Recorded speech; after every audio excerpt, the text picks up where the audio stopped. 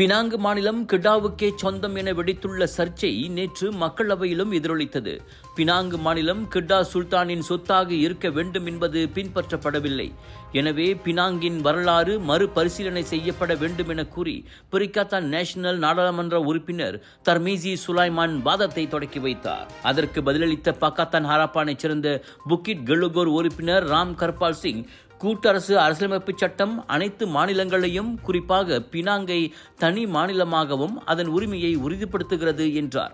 அதோடு 1786ஆம் ஆண்டு Francis light பினாங்கை ஆக்கிரமித்தது சட்டவிரோதமானது என எதிர்க்கட்சியினர் கூறினாலும் வரலாற்று வாதங்களை விட தற்போதைய சட்டமே முக்கியம் என அவர் வலியுறுத்தினார்.